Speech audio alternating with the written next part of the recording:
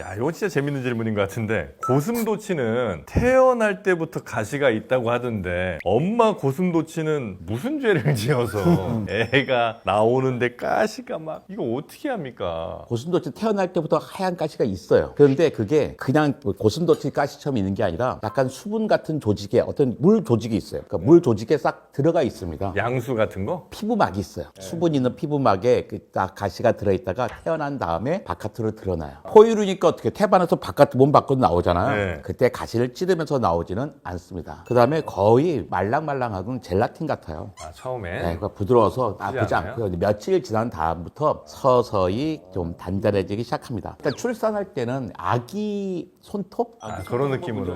엄마가 전혀 부담스럽지 않습니다.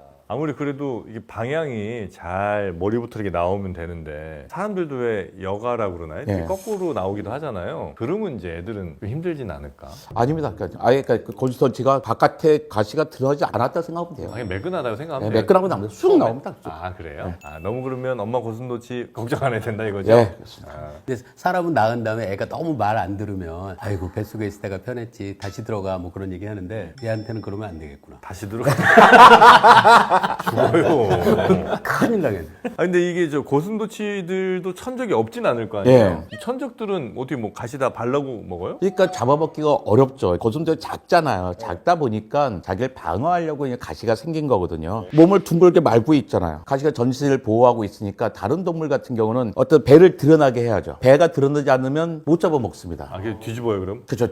뒤집습니다. 아, 또 어떻게 뒤집어도 그냥 그게 꽉 이러고 있단 말이에요. 근데 오소리 같은 경우는 이빨, 발톱을 갖고 그걸 열어내요. 열어내가지고 빈틈이 생기면 그때 공격하고, 여우 같은 경우는 좀 똑똑하잖아요. 얘를 그러니까 물가로 자꾸 밀어, 톡톡톡톡 밀어가지고 밀에 빠져, 물에. 물에 빠뜨려요? 네, 물에 빠뜨리면 숨을 쉬어야 되잖아요. 네. 숨을 쉬려고 쭉 몸을 들 때 배를 공격해서 먹습니다. 여우 나빠.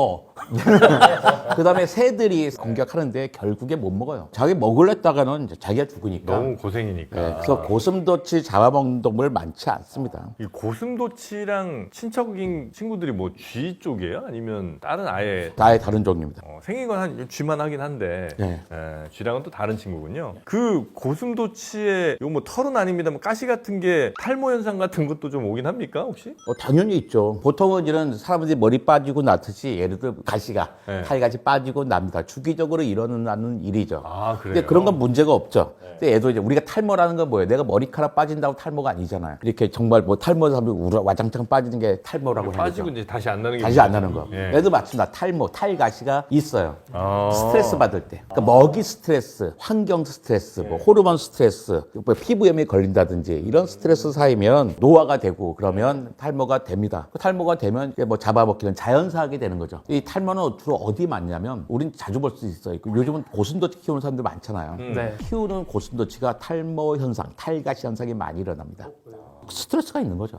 아, 자연 상태에 있지 않고 갇혀서 지내다 보면 뭐 자연 상태에 가면 이제 또 스트레스에서 탈가치가 되면 잡아먹히고 자연에 잊히죠. 그 가시 있는 친구들이 또 있잖아요. 얘랑 무서운 애 하나. 호저. 호저. 아, 그 친구들은 가시가 보니까 이게 끝에가 약간 화살촉처럼 네. 이렇게 돼 있더라고요. 더 무섭습니다, 그런 친구들은. 걔는 박히면 아예 빠지질 않는. 그러니까 사자 이런 데 겁적했다가 여기 온몸에 이렇게 얼굴에 달고 다니는 애들이 있잖아요. 그러다 결국에 죽어요, 그냥 걔들 그냥. 애 한 번 잘못 건드렸다가 호저는 건들면 안 돼. 우리 사람들도 호저는 건들면 안 됩니다. 고슴도치도 건드리면 안 됩니다. 괜히 건드렸다가 가시가 이게 확대 사진 보니까 진짜 와, 뭐 이렇게 어떻게 그렇게 또 진화를 했는지. 또 마다가스카르에 가면 펜렉이라고 하는 동물이 있어요. 네. 고슴도치랑 비슷하게 생겼어요. 근데 얘는 그 친척이 코끼리가 가장 가까운 친척이에요.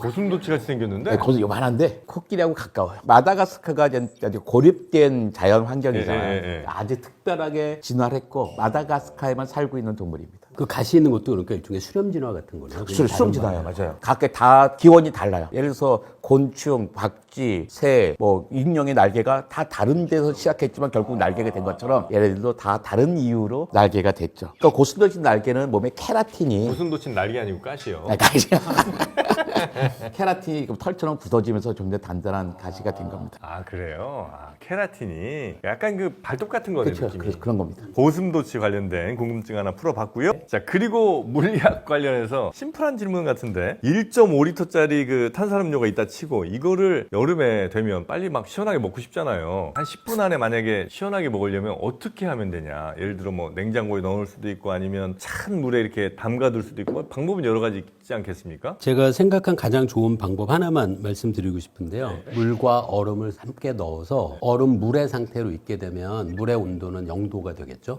거기다 소금을 풀어요. 그럼 소금이 물에 녹으면서 그 소금이 물에 녹는 과정이 화학에서 흡열 반응이라고 하거든요. 주변의 열을 빨아들여요. 그래서 충분한 양의 소금을 탄 얼음 물만 해도 얼지 않은 상태로 내려갈 수 있는 온도가 영하 20도까지도 가능해요. 거기다 온도를 낮추고 싶어하는 1.5리터 탄산음료를 넣는 것. 그게 온도를 낮추는 가장 빠른 방법이라고 할 수 있어요. 그러니까 소금을 좀 진하게 타갖고 예. 걔를 이제 냉동을 막 하다 보면 영하 한 20도까지도 가능하니까. 그래서 굳이 냉동실에 넣지 않아도 돼요, 이게. 처음에 아이스크림을 만들 때 그 냉각을 시켜야 되잖아요. 냉장고도 없던 시절에도 아이스크림을 만들 때 사용한 방법이 이거예요. 아 그래요? 근데 이거 말고 보통 생각하는 뭐 그냥 냉동실에 넣는다 그러면 냉동실에 음료수가 있으면 여기서 열을 빼앗아 가는 것은 대부분 냉동실 안에 있는 기체가 뺏을 수밖에 없잖아요. 근데 우리 얘기한 것처럼 효율적인 방법은 아니어서 시간이 오래 걸려요. 모든 면을 그냥 그 차가운 얼음물로 딱 예. 잡고 있는 게 훨씬 더 예. 열을 빨리 그게 빼는 거군요. 장점이 얼음만 꽉 차 있으면 사실은 얼음은 고체라서 음료수 병하고 맞닿는 면적이 그렇게 크진 않거든요. 근데 지금 말씀드린 건 액체잖아요. 그래서 빈틈없이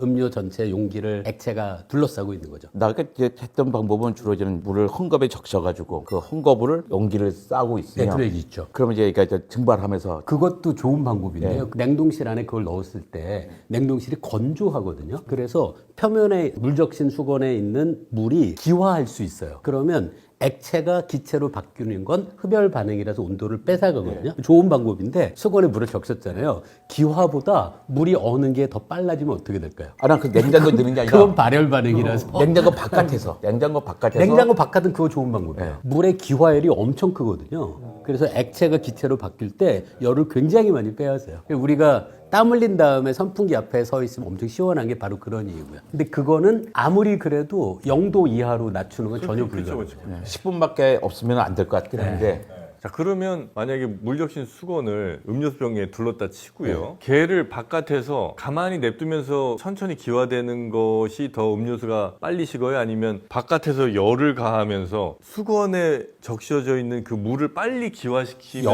열은 별로 좋은 방법은 아니고요. 온도가 또 높아질 수 있으니까요. 아까 우리 얘기 나눈 그 선풍기 앞에 세우는 건 제일 낫죠. 아 그래요? 그러니까 열을 가해서 기화시키는 거는 아름다운 방법은 아니고 그 열이 더 들어가니까 온도가 오를 수 있죠. 재밌는 생각 같은데. 그러니까 기화열이 만약에 엄청나게 효과적이라면 그렇게 하는 게 더 낫나인지 생각을 잠깐 한 거거든요. 예. 하여튼 제일 좋은 방법은 소금 탄 물에 그걸 이제 굉장히 차갑게 냉각을 시키고 거기다가 딱 집어넣으면 가장 빠르고. 하긴 뭐 바깥에 어디 막 이렇게 놀러 가다 보면 놀이동산이나 이런 데 보면 얼음물에 주로 이제 많이 담가 놓잖아요. 그게 제일 확실한 방법은 그건 0도까지 가능하고요. 그렇죠. 더 예. 낮추고 싶으면 거기다 소금을 소금을 잔뜩 타라.